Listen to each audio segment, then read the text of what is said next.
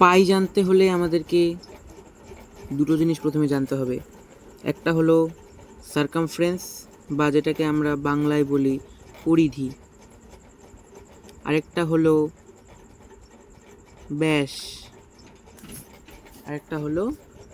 ব্যাস, বা যেটাকে আমরা বলতে পারি ডায়ামিটার। তো এই দুটো প্রথমে আমাদেরকে জানতে হবে। তো পরিধিটা কি? ধরো এটা হলো একটি বৃত্ত, এর চারপাশে এই যে এতটুক, এই চারপাশে একটু উদাহরণ দিয়ে বলছি, চারপাশে কত মিটার বেড়া দিতে হবে বা কত সেন্টিমিটার বেড়া দিতে হবে।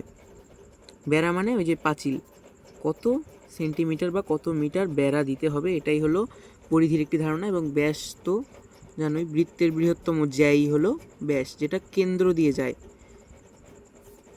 এটাকে বলি আমরা ব্যাস, তাই তো?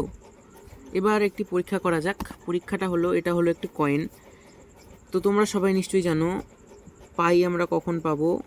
C/D, অর্থাৎ সার্কামফারেন্স বাই ডায়ামিটার করলেই কিন্তু আমরা পাইয়ের যে ভ্যালুটা, অর্থাৎ 22/7, এই যে ভ্যালুটা, এটা কিন্তু আমরা পেতে পারি।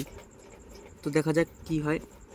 তো আমি এটার পরিধিটা মেপে নিয়েছি এই সুতোটা দিয়ে, যেটার ভ্যালু হয় 8.4, এবং এটার যে ডায়ামিটার রয়েছে সেটাও মেপে নেওয়া হয়েছে। এর ডায়ামিটারটা হলো 2.4। এবার পয়েন্ট ক্যান্সেল হয়ে যাবে, এদিকে এটার পয়েন্ট ক্যান্সেল হয়ে যাবে। এখন এটাকে আমরা 2 দিয়ে কাটাকাটি করি, এখানে 42 হবে, এখানে 2 দিয়ে কাটাকাটি করলে 12 হবে, এখানে করলে এটা হয়ে যাবে হলো 21, আর এটা করলে হয়ে যাবে 6। আরও কাটাকাটি যায়, কিন্তু আমরা এটুকুই করব। তো দেখো শেষ পর্যন্ত উত্তরটা 21/6 হয়, কিন্তু আমাদের পাইয়ের মান 22/7। তো আমি একটা কথা বলতে ভুলে গেছি, যে আমি যে মেপেছি, এটা একদম অ্যাকুরেটলি মাপা যায়নি, যেহেতু এটা একটি কয়েন। এটার না আমি জানি মিড পয়েন্ট কোনটা, না এটার যে বেদটা এতটাই চিকন যে এটা পরিধিটা অত ভালো করে মাপা যায়নি। তাই এটা অ্যাপ্রক্সলি আমি 8.4 আর 2.4 মেপেছি, তাই এটা একটু হেরফের হয়েছে, 21/6 হয়েছে। তো আশা করি বোঝা গেল।